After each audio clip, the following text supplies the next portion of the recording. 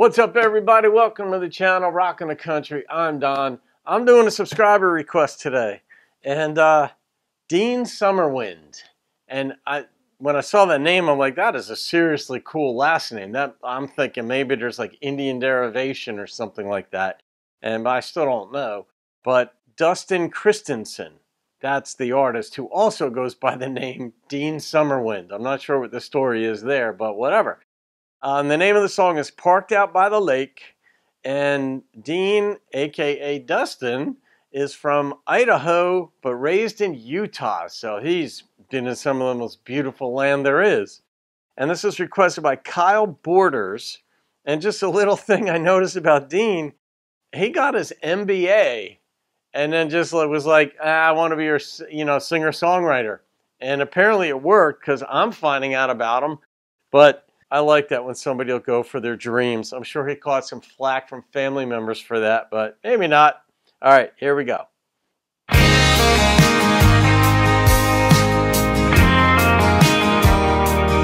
like that beginning.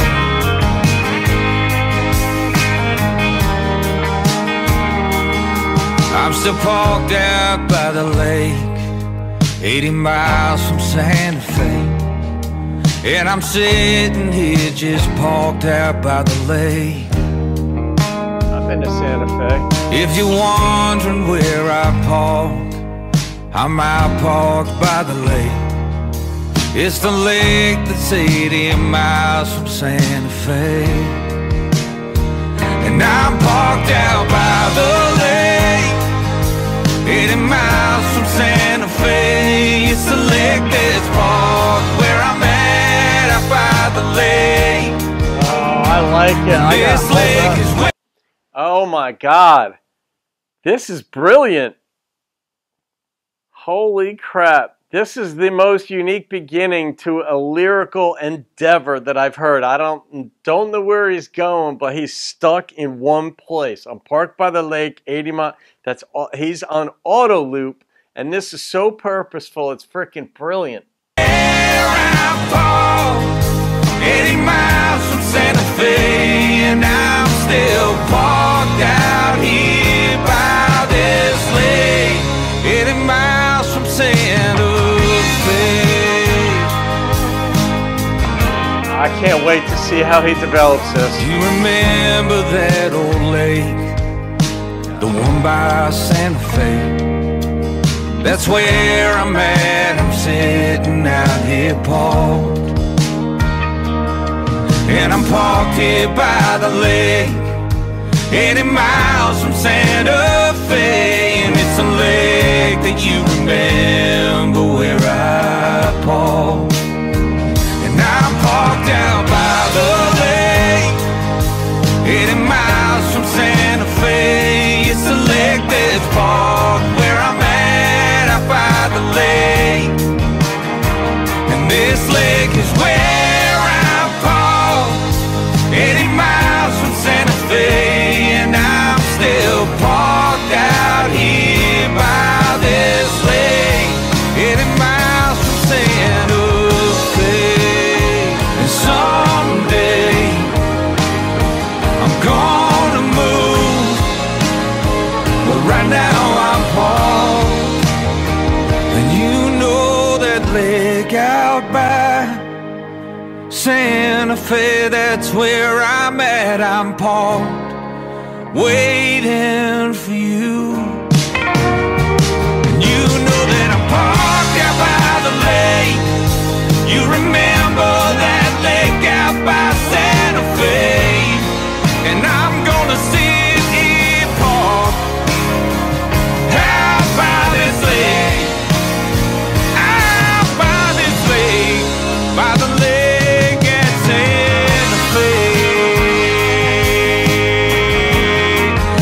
Sitting out here parked,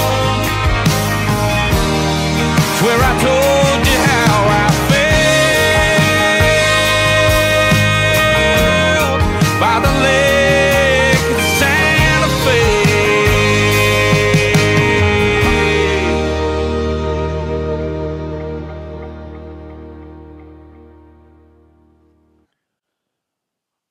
wow, is that open to interpretation? But that was a love song right there. Deep, heartfelt, please come back type of thing. And I don't know if he got stood up. Like, none of the details were filled in. And that takes balls when you do, oh, excuse me. That takes nerve when you do a song that you leave the details open and you open yourself up to criticism. Like, oh my God, that was just such a simple song. I couldn't tell if he was pissed off for getting stood up and he just can't move on, if this was an allegory or just a metaphor for being stuck, which obviously he is physically. But it's interesting, though, because he said, I'm by the lake that's 80 miles from Santa Fe, but then he was saying, I'm by the lake by Santa Fe. So does she live like 1,000 miles away, or did she go 1,000 miles away? So 80 miles from Santa Fe would be by the lake in Santa Fe? I don't know. There's open-endedness, and that was brilliant. Because he opens himself up to criticism for this song, because the lyrics don't seem that varied. They're not that varied, but that's by design. It's like, hey, guys, welcome to my world. I'm stuck on frickin' auto loop, but he didn't go Taylor Swift on her. It was calling back, please, I'm still here for you. Man, I don't know. I mean, I got to read into this song, but it was wide open. So Dean Summerwind, a.k.a. Dustin Christensen. Man, I'd love to get your thoughts on that. But maybe you need to keep them private for your own reasons. But Kyle Borders, that was good. I got to give this song a rating, and based on my commentary and how amped up I am, some of you are going to guess what I'm doing with this thing, but I'm stunned. I mean, if I were to have just read those lyrics, I might have even been pissed off if I just read them, and he didn't even resolve it in the end. Didn't need to. Left it open-ended, and that takes a ton of guts. All right, this song, I'm going with a 9.4. Yeah. I mean, I've given George Jones songs that score, and I'm not going to, don't go off on me, people, but I'm saying that's how good this artistic, lyrical endeavor was. And frankly, I missed a lot of the instrumentation on it, which sometimes is a good thing, because it meant it was just there to support those lyrics and let you feel what he was saying.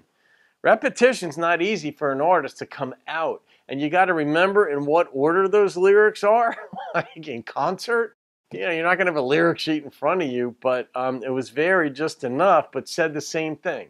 That's it, guys. Leave your comments, and we'll go from there. Have a great day. I'll see you on another video, and keep rocking the country. Parked out by the lake, it's a 9.4. I had to roll over on myself. During editing of this song, I learned it's a parody, and it recently took Nashville by storm. By storm, I don't know how big the storm is, but this is, some of you guys accuse me of reading too deeply into songs. Right here, this song right here, and this parody is not an obvious parody by any stretch. It's not a Weird Al Yankovic.